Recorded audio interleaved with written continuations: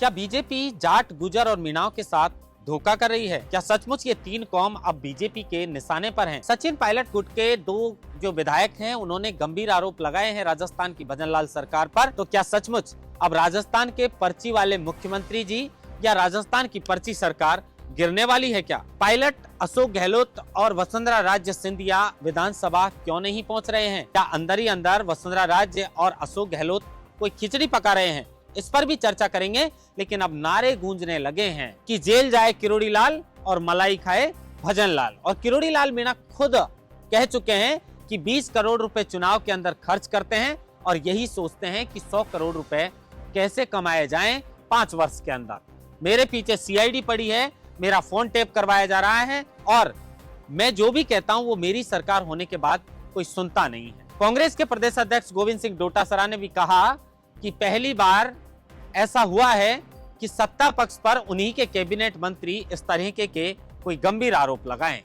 राजस्थान में कुछ तो बड़ा होने वाला है, लेकिन इस वीडियो के अंदर विस्तार से बताएंगे कि किस तरह से भजनलाल शर्मा ने अकेले ने पानी पी पी कर, पसीना बहा बहा कर विपक्ष पर हमला बोला है, जवाब दिया है और कहा है कि गमछा लहराने वालों का क्या हुआ, किसके मोरिया बोले। राजस्थान के 6 संभागों में चुनाव थे, उपचुनाव, और उस उपचुनाव के अंदर जनता ने जवाब दे दिया। जाते जाते अपने फायदे के लिए जिले बनाए हैं। यहाँ पर पोपाबाई का राज नहीं है, जो आप करेंगे वही चलेगा। अब तो 20-25 वर्षों तक आपको भजन ही करने पड़ेंगे। नमस्कार, आप देख रहे हैं लोकमत हिंदी और मैं हूं आपके साथ महेंद्र बांसोटा। राजस्थान के अंदर क्या जिस तरीके के ये गंभीर आरोप लग रहे हैं, राजस्थान के जाट, गुजर और मीणा बीजेपी के निशाने पर हैं। ये बात हम इसलिए कर रहे हैं क्योंकि सबसे पहले किरोड़ी लाल मीणा को लेकर बात करते हैं। अब किरोड़ी लाल मीणा अगर बीजेपी के निशाने पर हैं तो पूरी मीणा जो है वो बीजेपी के निशाने पर है।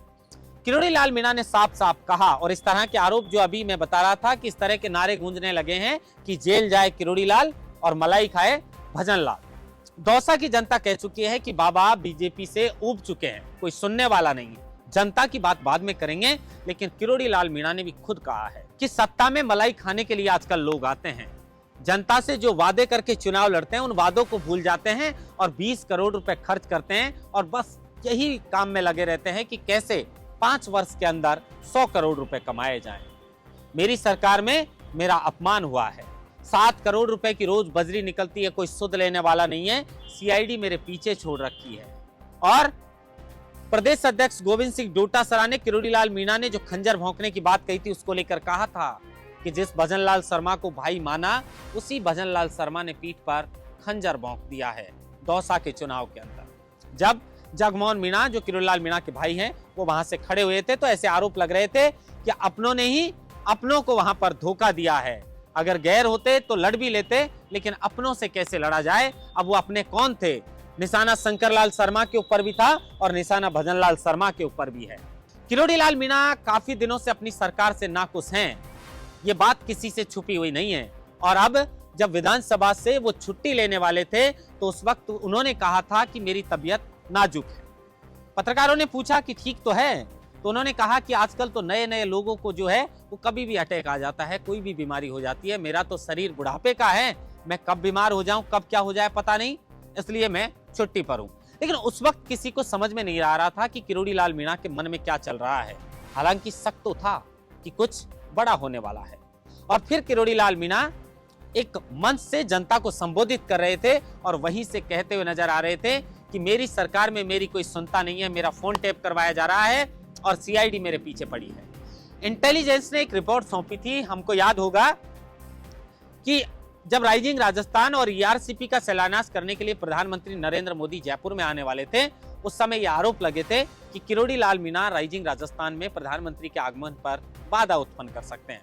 जब किरोड़ी लाल मीणा से ये बात पूछी गई तो किरोड़ी लाल मीणा ने कहा कि देखिए, शर्म आती है और हंसी आती है ऐसी इंटेलिजेंस पर जो किस तरह की रिपोर्ट सौंप रही है कि क्या मैं ही अपने प्रधानमंत्री जी के आगमन पर इस तरह की बाधा उत्पन्न करूंगा। लेकिन अब जो भी हो, दौसा की जनता कहने लगी है कि बाबा का मन भर चुका है और बाबा बड़े परेशान हैं। किरोड़ी लाल मीणा ने विपक्ष में रहते हुए जो संघर्ष करे थे वो किसी से छुपे हुए नहीं है। शायद भजनलाल शर्मा जी को भी अच्छी तरह याद होगा कि किरोड़ी लाल मीणा ने कितने कितने संघर्ष किए थे और शायद सबका योगदान रहा होगा, लेकिन किरोड़ी लाल मीणा का भी ये योगदान है जिससे आज सत्ता पर बीजेपी काबिज है।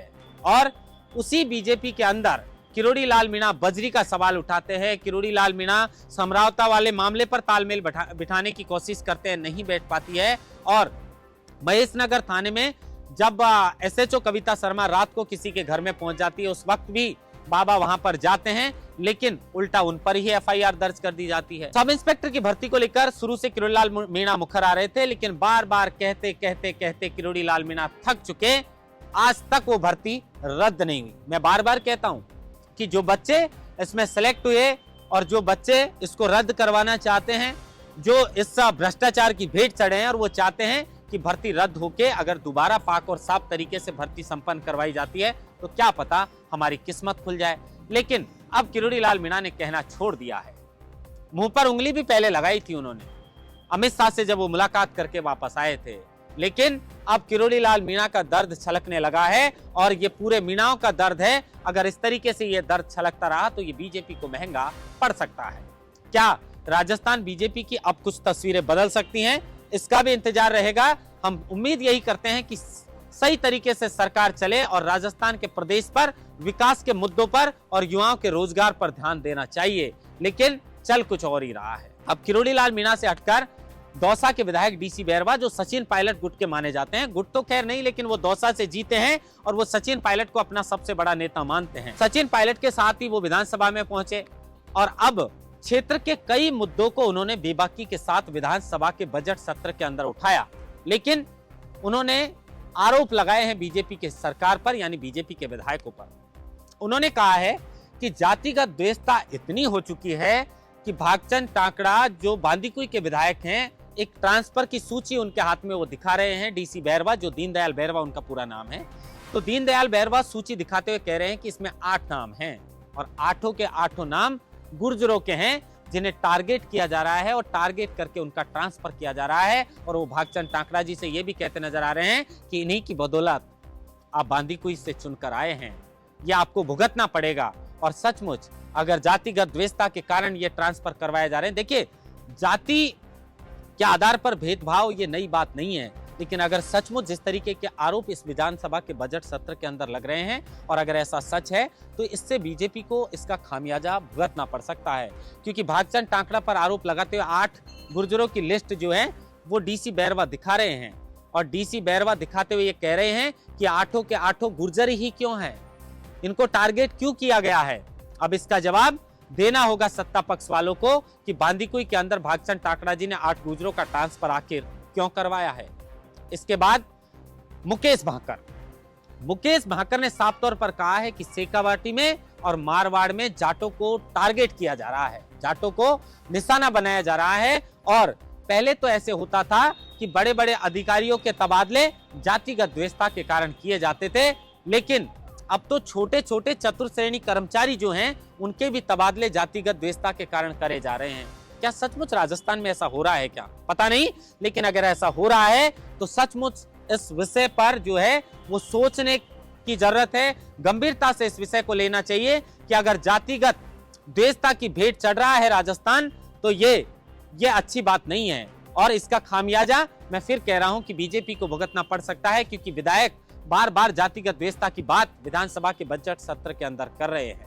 अब इसके बाद हम लौटते हैं सचिन पायलट के ऊपर। सचिन पायलट गुट के नेता भले ही वो विधानसभा के अंदर नहीं पहुंच रहे क्योंकि वो दिल्ली के चुनाव में बिजी थे, अब शायद आएंगे वो विधानसभा, क्योंकि जब भी सचिन पायलट जयपुर में रहते हैं तो वो विधानसभा जरूर जाते हैं। आएंगे और किस तरीके से शालीनता के साथ सचिन पायलट बात रखेंगे, वो इस तरीके से तीखी नोक झोंक में विश्वास नहीं करते हैं, साफ सुथरे तरीके से बेबाकी से अपनी बात को रखते हैं, शांति से रखते हैं। लेकिन अब वो नहीं है तो उनके गुट के जो विधायक हैं वो बात रख रहे हैं। वसुंधरा राज सिंधिया और अशोक गहलोत दोनों ही विधानसभा नहीं पहुंच रहे हैं। इसको लेकर भी कई सवाल खड़े हो रहे हैं कि क्या ये दोनों दिग्गज, पहले भी आरोप लगते थे कि दोनों एक ही हैं, एक बार वसुंधरा एक बार गहलोत, अब क्या अंदर ही अंदर कोई खिचड़ी पक रही है, पता नहीं। लेकिन अगर ऐसा है तो वो भी राजस्थान में एक नई तस्वीर दिखा सकती है, क्योंकि अशोक गहलोत फिलहाल मुख्यमंत्री है नहीं और आगे की अगर बात करें तो 2028 के अंदर भी क्या कुछ होगा पता नहीं, लेकिन वसुंधरा राजे के अंदर एक दर्द भरा हुआ है। एक दर्द वही है कि उन्हें मुख्यमंत्री पद से दूर कर दिया गया। और वो दर्द सोचिए, जब राजनाथ सिंह जी ने पर्ची उन्हीं के हाथों से खुलवाई और उन्हें ही नाम लेना पड़ा कि अब राजस्थान के भावी मुख्यमंत्री कौन होने वाले हैं। तो क्या अंदर ही अंदर कोई खिचड़ी राजस्थान के अंदर पक रही है क्या? लेकिन भजनलाल शर्मा देखिए, राज्यपाल के अभिभाषण पर शुक्रवार को कल उन्होंने जवाब दिया, पानी पी कर जवाब दिया, पसीना पोंछ कर जवाब दिया। और पूरे विपक्ष पर भजनलाल शर्मा देखिए धीरे धीरे पक रहे हैं। भले ही उन्हें पर्ची सीएम जनता बता रही हो, पर्ची सीएम विपक्ष के नेता बता रहे हो, लेकिन कल जिस तरीके से बेबाकी के साथ जवाब भजनलाल शर्मा ने दिया, विपक्ष खामोश हो गया। उन्होंने कहा कि 6 संभागों में चुनाव था, उपचुनाव, और जनता ने बता दिया है कि मोरिये किसके बोले हैं। गमछा लहराने से चुनाव नहीं जीता जाता है। आपने क्या राजस्थान के अंदर राजनीतिक फायदे के लिए अगर आपको जिले बनवाने थे, जिले बनाने थे, तो आप पहले भी बना सकते थे जब 2018 में आपकी सरकार बनी थी। क्या यहाँ पर पोपाबाई का राज समझ रखा है? जो विधानसभा जो चुनाव थे उससे पहले आचार संहिता लगी, उस आचार संहिता से चंद दिन पहले राजनीतिक फायदे के लिए ये जिले बनाए गए थे। पंचायत को तक जिला बना दिया। इस तरह राजस्थान में नहीं चलेगा।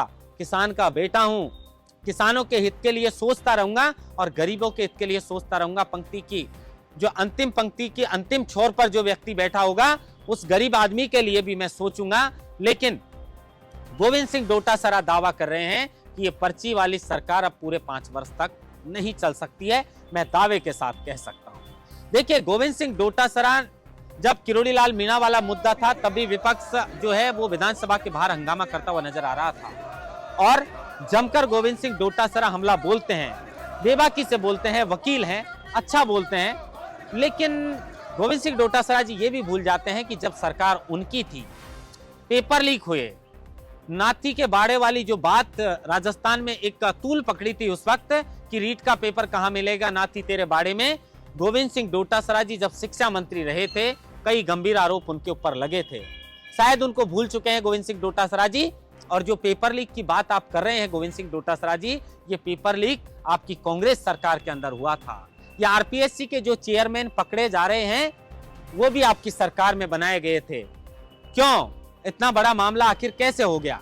लेकिन अब देखिए, वो विपक्ष में है, जब सत्ता में थे अलग बात थी, अब विपक्ष में है तो मुद्दा उठाना उनकी एक स्वाभाविक चीज होती है कि इस तरह के मुद्दे उठाए जाते हैं। लेकिन जिस तरह वो कह रहे हैं कि ये पर्ची सरकार है और ये गिरने वाली है, तो ऐसा नहीं है, क्योंकि 115 विधायक पहले से हैं और उपचुनाव में जो है वो विधायक उनके चुनकर आए हैं। तो बहुमत से तो बहुत ज्यादा विधायक बीजेपी के पास हैं। अलग बात है कि अगर सीएम बदलना हो, तो मुझे तो वो भी नहीं लगता कि राजस्थान में 5 वर्षों तक सीएम बदला जाएगा, क्योंकि भजनलाल शर्मा आरएसएस से आते हैं और भजनलाल शर्मा धीरे धीरे पक रहे हैं और पक्के एक अच्छे नेता बनकर उभरेंगे, एक अच्छे मुख्यमंत्री बनकर उभरेंगे। अब उम्मीद हमें यही है कि जिस तरीके से ये गंभीर आरोप राजस्थान में जातिगत द्वेषता के लग रहे हैं, ये ना कांग्रेस के लिए ठीक है, ना बीजेपी के लिए ठीक है। और जिस तरह के आरोप कैबिनेट मंत्री किरोड़ी लाल मीणा अपनी सरकार पर लगा रहे हैं, इन आरोपों के बाद जब गृह राज्य मंत्री जवाहर सिंह बेडम से सवाल पूछे गए, तो उन्होंने कहा कि तथ्यहीन है, इनमें कोई भी तथ्य नहीं है।